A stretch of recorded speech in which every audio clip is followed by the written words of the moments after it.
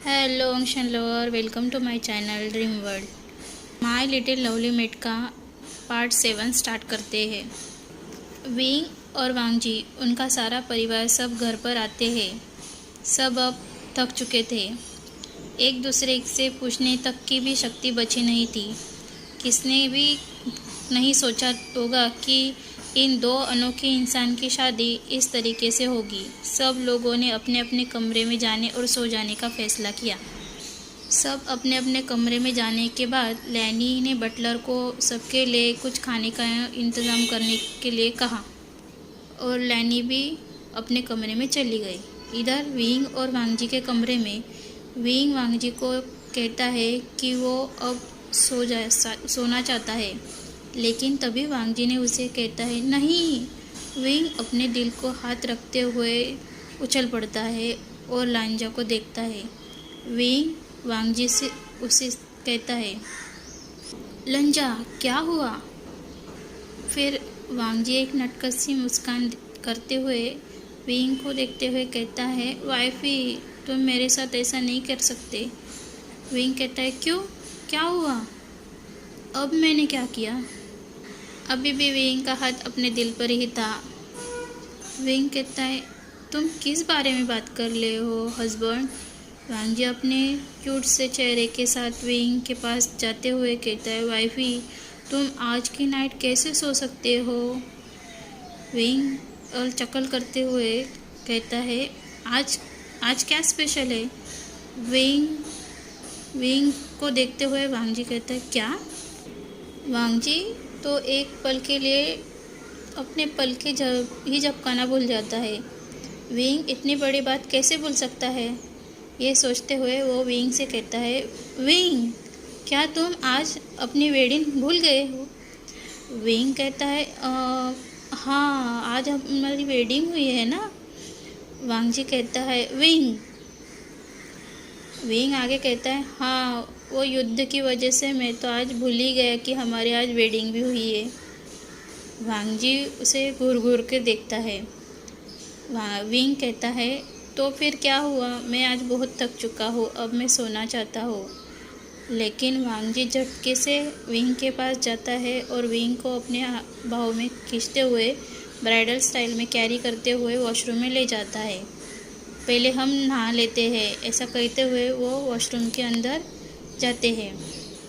Washroom में जाने के बाद वांगजी विंग के सारे कपड़े उतारना शुरू करता है। विंग कहता है, तुम बाहर जाओ, मैं नहा लेता हूँ। वांगजी कहता है, नहीं, हम आज साथ में नहाएंगे। ऐसा कहते हुए वो खुद के और विंग के दोनों के कपड़े उतार देता है, लेकिन वांगजी की नीयत वहाँ पे। वांगजी धीरे धीरे करके विंग को किस करना स्टार्ट करता है। किस से कब वांगजी उसकी नेक, चेस्ट और सब तरफ बॉडी के हर एक पार्ट को किस देना स्टार्ट कर देता है। विंग भी मौन करने लगता है और वांगजी के पैर में डूब जाता है। ऐसे ही करते हुए वो लोग शावर लेते हैं और शावर से बाहर आने के बाद उनका मेकअप सेशन जारी रखते हैं। वांगजी विंग को आज रात पूरा खा जाना चाहता था। विंग और वांगजी दोनों अपनी नाइट स्पेंड करते हैं। अपने वेडिंग नाइट को सुहाना बनाते हुए वांगजी पूरी रात विंग को सोने ही नहीं देता। पूरी रात वो विंग के साथ इंटीमेट होते रहता है। विंग अब सुबह उठने के बाद थक चुका था। वांगजी से कहते हुए, वांगजी लंजा अभी बहुत हो गया, मैं अब थक चुका हूँ। तुमने पूरी रात मुझे सोने नहीं दिया, अब तो मुझे सोने दो प्लीज़। वांगजी कहता है, वाइफी प्लीज़ एक और बार प्लीज़, मैं इतनी हज़ारों साल से तुम्हारी राह देख रहा था। विंग कहता है, अब तो मैं कहीं भाग नहीं जा रहा हूँ, प्लीज़ अब तो मुझे बख्श दो। ठीक है कहते हुए वांगजी अब रुक जाता है और विंग को सोने देता है। दोनों को क्लीन करते हुए वो भी सो जाता है। अगली सुबह लैनी और बाकी सारे परिवार के लोग अपने खाने के लिए डाइनिंग एरिया में आते हैं, लेकिन विंग और वांगजी को ना देखते हुए लैन किरण विंग और वांगजी के बारे में पूछते हुए लैनी कहती है कि वो दोनों थके हुए होंगे, इसकी वजह से उन्हें सोने देते हैं। इतना कहते हुए सब अपना अपना नाश्ता करते हैं और अपने काम में लग जाते हैं। दोपहर होती है। वांगजी और विंग के कमरे में। विंग अपने बर्ड को सहला रहा था और वो विंग वांगजी को डांट रहा था। कह रहा था, वांगजी लंजा, तुमने देखो मुझे क्या किया, अब मेरी पीठ बहुत दर्द कर रही है। वांगजी विंग के पीठ को सहला रहा था और कह रहा था, वाइफी। विंग कहता है, कुछ नहीं वाइफी वाइफी, अब मेरे लिए नाश्ता यही लेके आओ। मैंने कल से कुछ नहीं खाया, अब मुझे भूख लगी है, जाओ मेरे लिए कुछ लेके आओ जल्दी से, मेरे पेट में चूहे दौड़ रहे हैं। वांगजी नोट करता है और जल्दी से रूम से बाहर जाते हुए भागता है और विंग के लिए नाश्ता लेकर वापस आता है। विंग भरपेट नाश्ता करने के बाद उसे अच्छा लगता है। वांगजी विंग के पास जाकर उसे प्यार से किस करते हुए कहता है, वाइफी क्या तुम्हें अब अच्छा लगता है?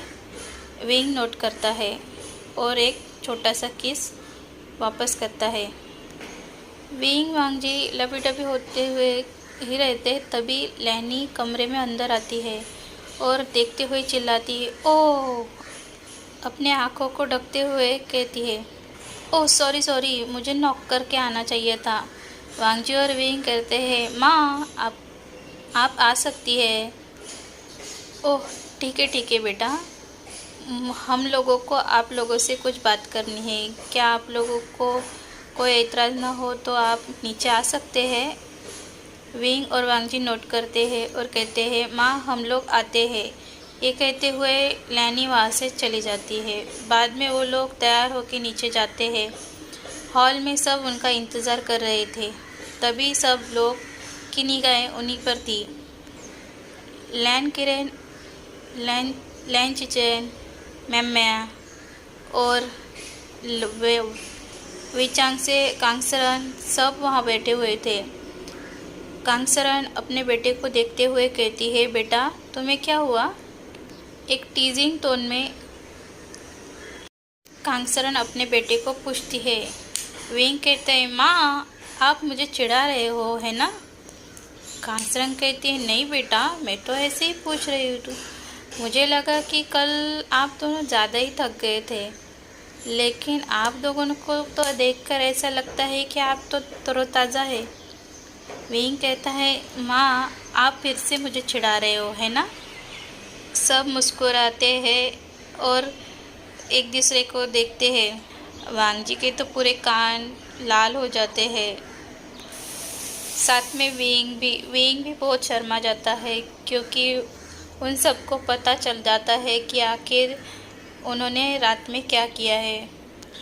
अब लैंड किरण आगे आते हुए बात करते हैं, आप लोगों को कोई हरकत ना हो तो आप लोग आपके बारे में हम लोगों को कोई बातें बता सकते हैं।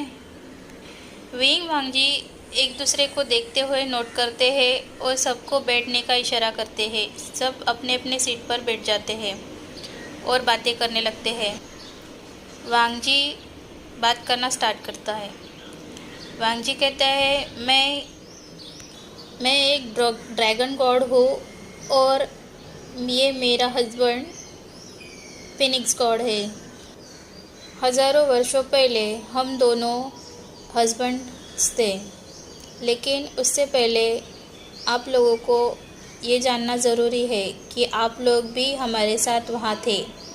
ये सुनकर सब शॉक हो जाते हैं कि हम सब उस टाइम में कैसे थे।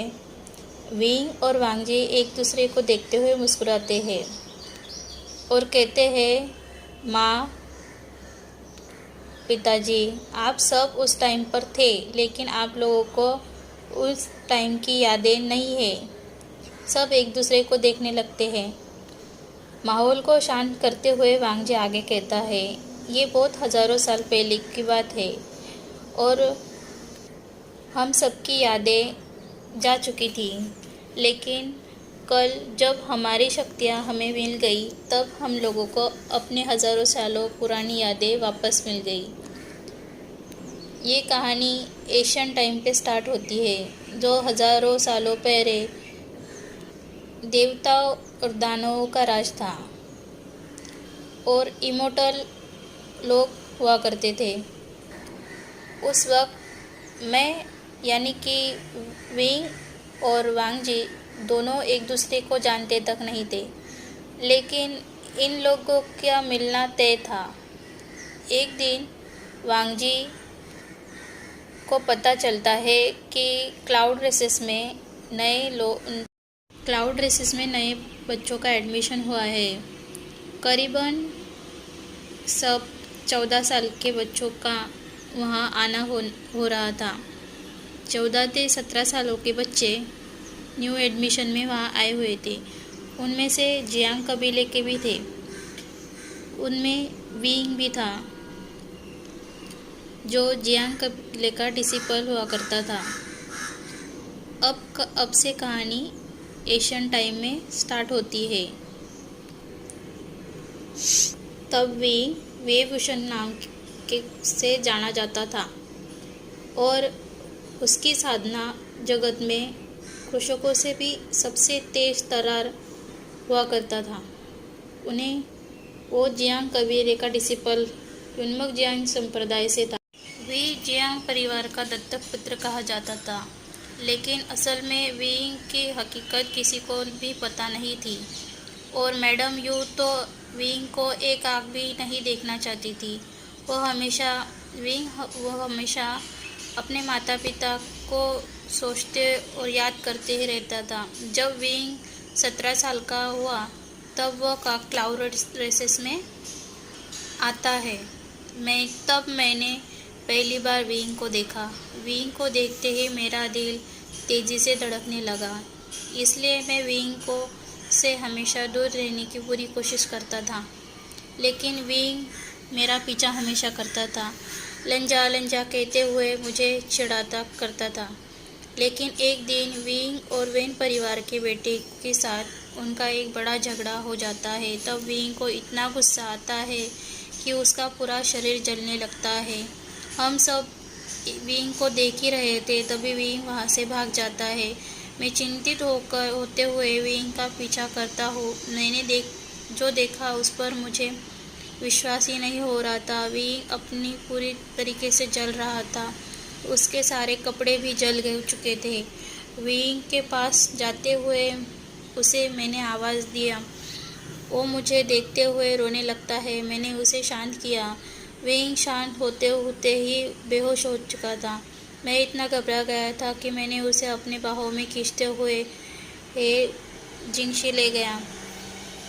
जल्दी से मैंने फिजिशियन को बुलाया और जब फिजिशियन ने विंग के हाथों को हाथ लगाया तब फिजिशियन का हाथ ही जल गया।